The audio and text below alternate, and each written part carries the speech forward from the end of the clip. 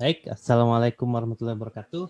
Kembali lagi dengan saya. Pada video kali ini kita akan membahas tentang lanjutan ya dari materi algoritma dan pemrograman 1 atau dasar, yaitu mengenai ekspresi. Oke, sebelum menuju ekspresi kita lihat dulu komponen algoritma itu ada apa saja. Yang pertama adalah harga atau value.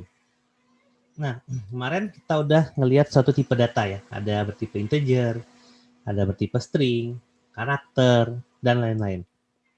Nah, apabila yang belum tahu tipe data itu apa, bisa nonton video yang sebelum ini, gitu ya.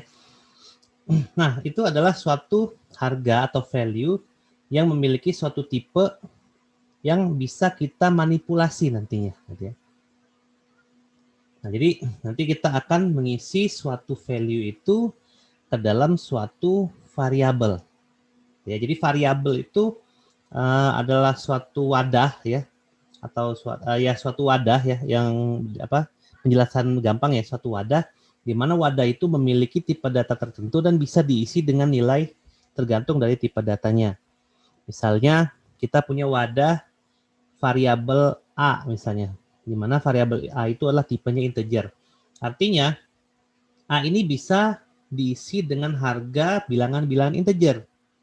Ya, mulai dari integer 32 bit ya, mulai dari minus 32.000 sampai plus 32.000 bisa ditampung ke dalam variabel A ini tadi. Ya, jadi itu adalah harga. Nah, harga itu bisa kita beri dengan kita bisa masukkan ke dalam suatu variabel gitu ya, di mana variabel itu kita bisa namakan sesuai dengan keinginan kita. Bisa X, bisa Y, bisa Z, atau kita isi dengan suatu kata yang kita mudah ingat, misalnya waktu itu kita pernah mencontohkan menambahkan dua buah bilangan gitu ya. Maka kita buat bilangan 1 bertipe integer gitu ya. Artinya kita punya variabel dengan nama bilangan 1. Nah, gitu.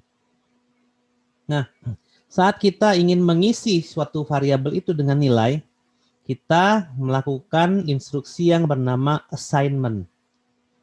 Nah, saat kita ingin mengisi nilai itu bisa datang dari alat input ya berupa keyboard dan seterusnya, atau kita bisa set langsung di dalam algoritma yang kita buat. Nah, si variabel ini nanti akan tersimpan di memori yang kita bisa keluarkan hasilnya. Misalnya kita bilang tampilkan isi bilang, misalnya pertama kita assign bilangan 1 integer gitu ya, tipenya adalah 5. Lalu kita outputkan bilangan 1 itu dengan perintah output bilangan 1, maka yang tampil di layar monitor adalah 5 gitu ya. Nah, jadi tadi ada dua ya cara mengisi variabel dengan suatu informasi, ada dengan assignment atau dengan piranti masukan. Nah, kalau assignment nanti kita akan isi dengan nilai yang baru, di mana si variabel itu apabila diisi dengan nilai yang baru, maka nilai yang lama akan hilang.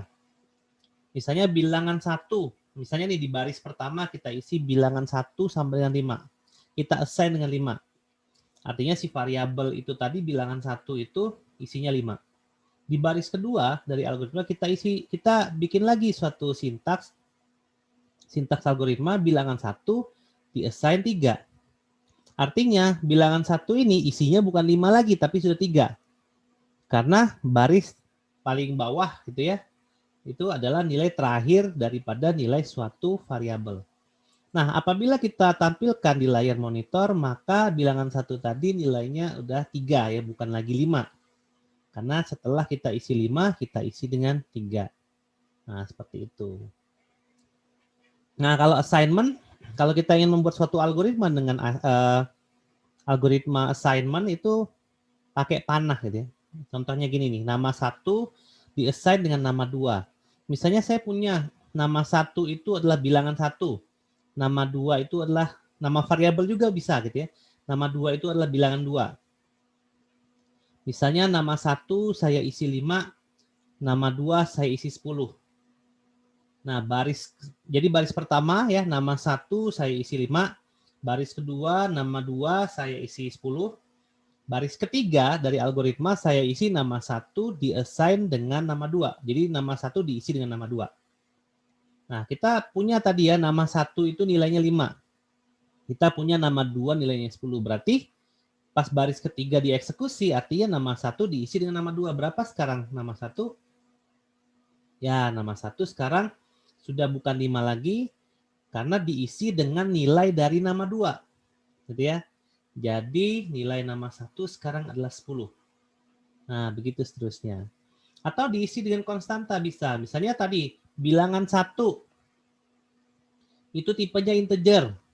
Kita isi dengan 10. Nah, jadi di-assign dengan konstanta 10 misalnya. Atau ada yang tipenya boolean. True atau false, kita isi dengan suatu ekspresi gitu ya. True atau false itu juga bisa. Nah, itu adalah notasi untuk assignment. Nah, bisa juga assignment itu kita isikan melalui piranti masukan atau alat input berupa keyboard gitu ya, atau mouse dan seterusnya. Tetap nanti misalnya masukkan bilangan 1. Bilangan satunya kita siapkan variabelnya. Nanti kita isi 5, kita tekan enter, artinya bilangan 1 ini akan dimasukkan nilai 5, tapi masukinnya dari keyboard. Nah, apabila teman-teman menggunakan tanda assign, itu berarti isinya itu diberikan saat kita menuliskan suatu algoritma, gitu ya, kurang lebih seperti itu. Nah, kalau misalnya algoritma untuk input, ya, jadi assignment dalam bentuk input, melalui piranti masukan atau alat input berupa keyboard, berarti kita pakai sintaksnya adalah input dalam kurung list nama. Ya, jadi misalnya kita punya variabel yang namanya bilangan 1, tipenya integer. Nah, bilangan 1 ini kita ingin assign, tapi pakai keyboard. Nah, caranya adalah input dalam kurung bilangan 1. Simpel kan untuk algoritmanya. Nah, tapi ingat tipe datanya ya. Kalau integer berarti hanya bisa diisi dengan angka. Nah, kalau misalnya kita isi huruf gimana? Ya, artinya akan terjadi syntax error. Artinya kesalahan pada suatu sintaks. Karena tidak mungkin variabel bertipe integer diisi dengan selain integer, gitu ya. Oke. Nah, jadi variabel itu nantinya akan selalu ada di memori. Jadi, seberapa banyak variabel yang kita akan definisikan, seberapa banyak variabel yang akan kita pakai, itu semua ada di memori. Artinya kalau kita cuma definisikan aja, tapi tidak ada isinya gimana? Ya tetap aja itu ada di memori. Dan memori akan mengalokasikan variabel itu sesuai dengan tipe datanya. Misalnya saya punya variabel bilangan 1. Bilangan 1 itu saya deklarasikan dengan tipe integer. Artinya saya reserve 32 bit. Nah, misalnya gitu ya. Nah, tapi bilangan 1 itu tidak pernah saya pakai di algoritma saya. Artinya tetap nanti memori akan menyimpan bilangan 1 itu walaupun isinya 0 ya, atau isinya tidak ada. Ingat ya, kalau kita ngomongin komputer, 0 dan 0 itu berbeda. 0 itu integer gitu ya, bilangan. Tapi kalau 0 itu kosong, hampa, atau tidak ada sama sekali. Nah, silakan lihat kalau misalnya kita beberapa notasi algoritma untuk menuliskan harga gitu ya. Nah, output pada komputer. Jadi bisa pakai sintaks output, bisa pakai isinya tuh bisa konstanta, misalnya output 5, ya udah berarti yang keluar akan 5. Output true atau false, yang keluar true atau false. Output bilangan 1, yang keluar adalah isi daripada bilangan 1. Yang keluar itu maksudnya adalah yang tertulis pada monitor. Karena definisi output itu adalah kita ingin menuliskan sesuatu di monitor kita. Ya, piranti keluaran.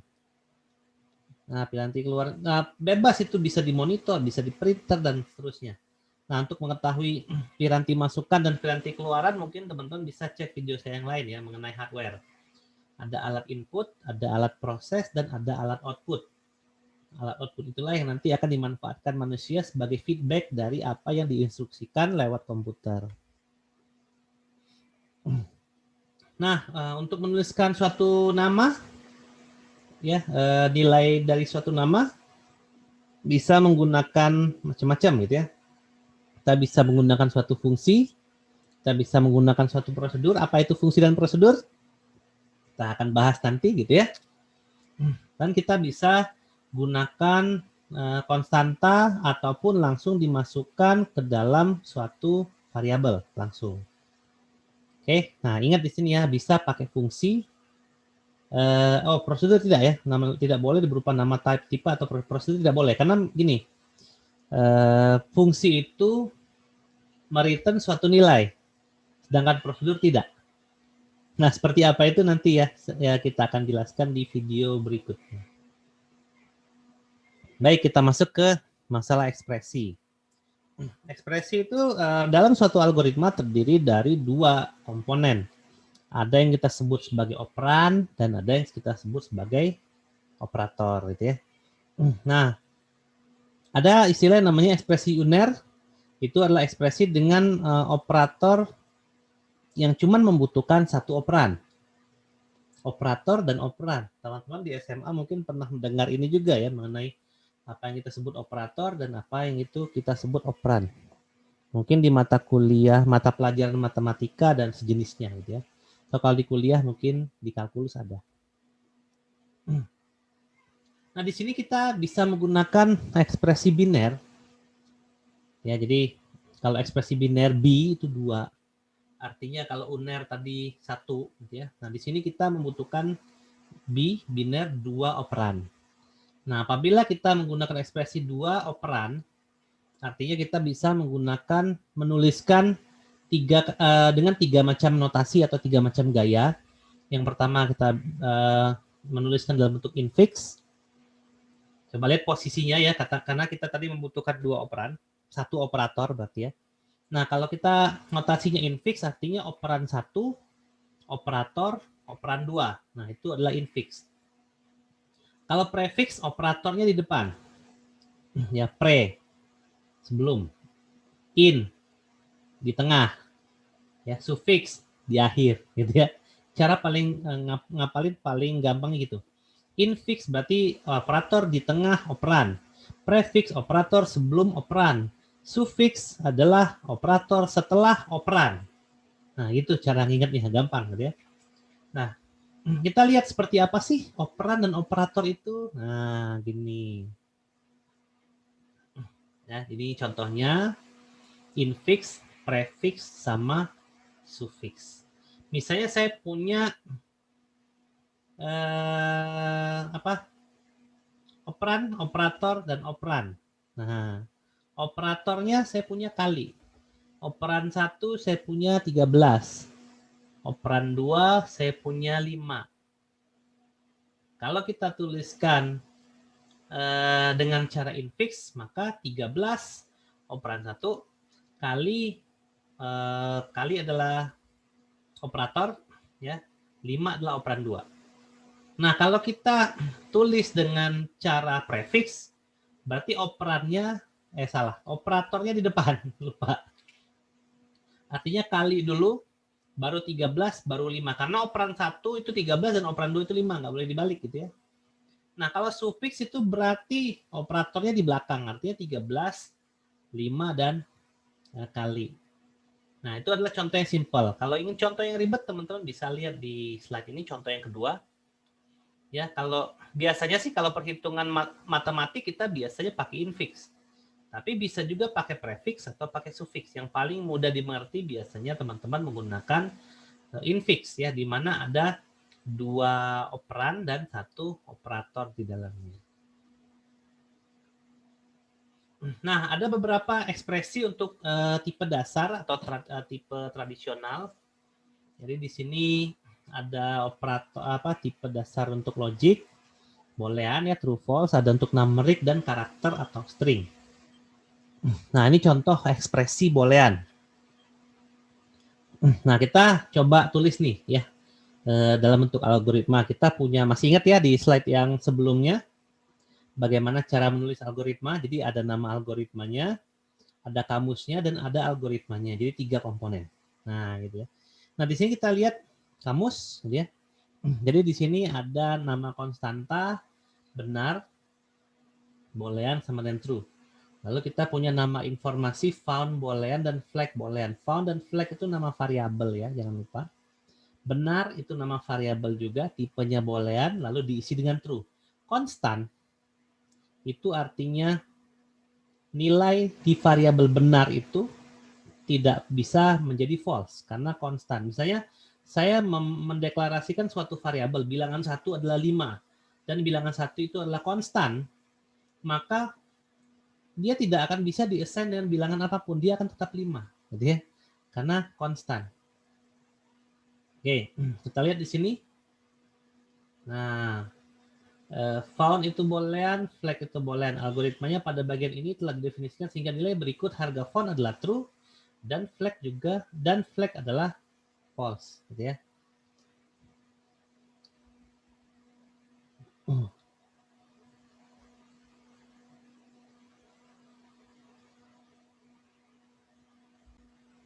Nah, kira-kira algoritmanya seperti apa?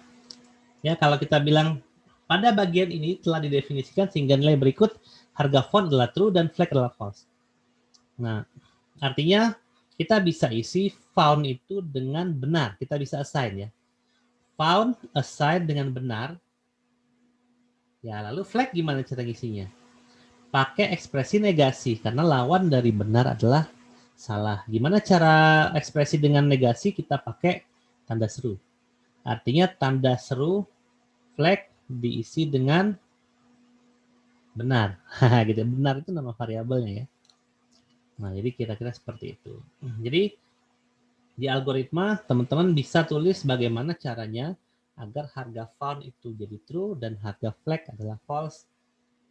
Silakan untuk dipelajari lebih lanjut gitu ya. Nah, contoh yang paling sederhananya adalah kita udah punya konstan benar, di mana benar itu tipenya boolean dan hasilnya pasti true. Lalu kita punya variabel lain yaitu found dan flag gitu ya. Nah, di mana kalau kita ingin found itu adalah true dan flag adalah false, caranya ya gampang. Found kita isi dengan benar, flag kita isi dengan benar sama, tapi flag di depannya kita bikin tanda seru karena tanda seru itu menunjukkan negasi. Artinya kebalikan dari benar adalah salah. Nah, gitu. Nah, di sini adalah beberapa ekspresi boolean kalau dikombinasikan bisa menggunakan ekspresi boolean gitu ya. Kalau true and false hasilnya false, true or false hasilnya true ya. Benar XOR true hasilnya false, flag hasilnya false menurut yang tadi gitu ya. Not found, nah bisa pakai not ya. Kayaknya tanda seru itu sintaks ini ya bahasa pemrograman, saya lupa. Mungkin kalau misalnya sintaks algoritma kita pakainya not ya. Jadi kalau found tadi benar, berarti not found adalah salah. Nah, coba lihat di situ ya. Lalu flag and found, kita lihat di atas tuh flag false, found true. Gitu ya. Kita lihat di baris 1, 2, 3, 4. Nah, 4, 5. Flag isinya keterangannya kan flag sama dengan false, artinya flag isi false. Not found isinya false, asalnya found-nya true. Artinya kalau not found berarti not true, false gitu ya. Jadi isi found adalah false. Jika kita bilang flag and found, kita lihat dari keterangan flag awalnya false, found awalnya true, berarti true and false ya. False gitu ya. Nah, apabila kita menggunakan numerik, jadi ini adalah ekspresi yang kedua, yang pertama tadi boolean, yang kedua numerik. Maka kita bisa definisikan seperti ini. Kita punya konstan ya, Pi, tahu Pi, 3,14. Tipe datanya apa? Kalau pakai koma, ya tipe datanya bisa desimal, atau di contoh ini kita menggunakan real. Lalu ada faktor. Ya, faktor kita gunakan integer dan faktornya kita isi dengan 3. Itu konstanta yang kita punya. Jadi nilainya nggak berubah. Jadi Pi itu mau diisi atau diassign dengan nilai berapapun, tetap hasilnya adalah 3,14. Oke, kita punya variabel lagi yang bisa kita ubah-ubah ya, nama informasi. Ada I dan J, itu tipenya integer. Ada jum tipenya integer, ada X dan Y itu adalah real. Nah, di algoritma di sini ada keterangan pada bagian ini telah didefinisikan sehingga nilai berikut harga I adalah 5, J adalah 0, jum adalah 4, X adalah 0,0 dan Y adalah 7,5. Kira-kira algoritma seperti apa yang kita bisa tulis untuk mendapatkan hasil yang ada pada bagian bawah itu. Silahkan dibuat algoritmanya gitu ya untuk sebagai bahan pembelajaran. Oke. Nah, kalau kita lihat ekspresi numerik itu apa saja sih? Seperti ini ya ekspresinya. Dia kita bisa gunakan ekspresi dengan menggunakan operator gitu ya.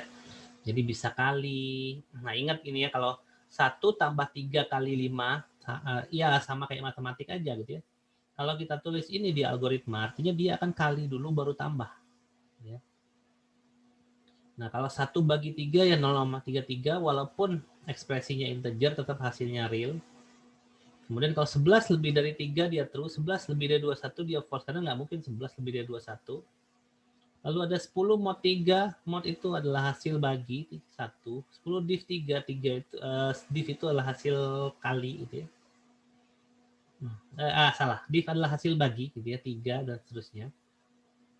Coba lihat, 1 tambah 7 div 3 itu adalah 2. Ayo, div dulu atau tambah dulu?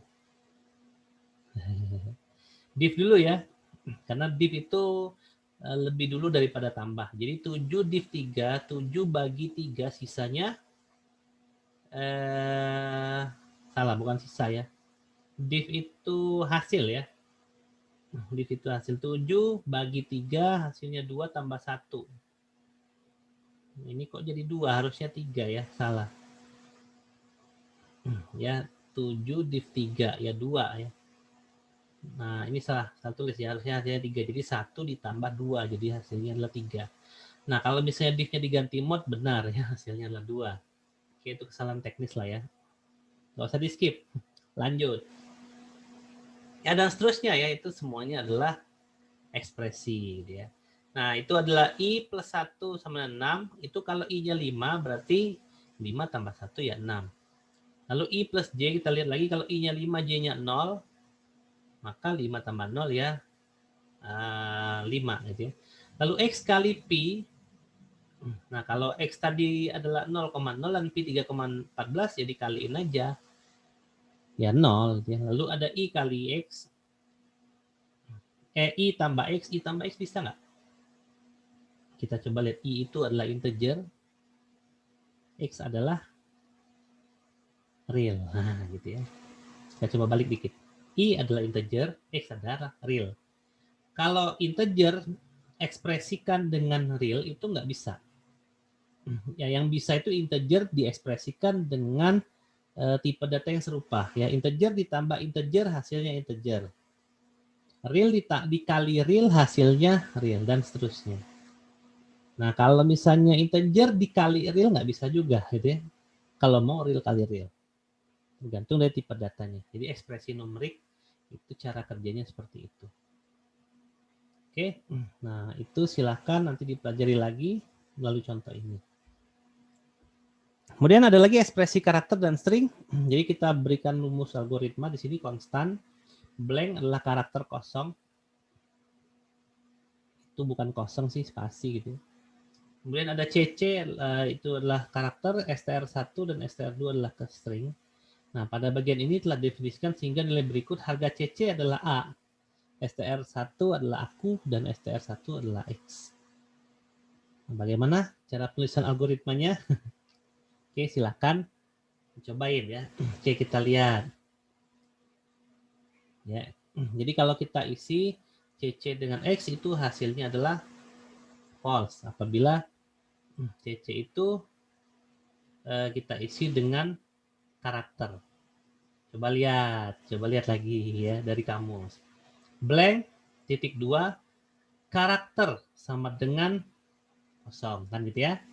CC tipenya karakter sama nggak dengan yang blank? Sama. Artinya CC itu kalau mau jadi true dia harus kosong gitu ya. Oke, blank ya kosong seperti tadi. str1 dan str2. Nah, kalau kita pakai dan, pakai string itu berarti dempetin ya, atau concat digabung. str1 kita isi aku, str2 kita isi X, maka jadi aku X. Nah, gitu. atau menggunakan 0 ya, CC 0 STR1 jadi A aku, STR1 kalau nolnya apa terang dengan nolnya gelap seperti apa gitu ya. Nah, itu bisa teman-teman lihat di video yang berikutnya, yang sebelumnya gitu ya. Baik, itulah tadi penjelasan kita tentang ekspresi. Nantikan video berikutnya masih udah banyak video juga masih salah ngomong ya, maaf. Itu saja mungkin dari saya. Saya akhiri. Wassalamualaikum warahmatullahi wabarakatuh.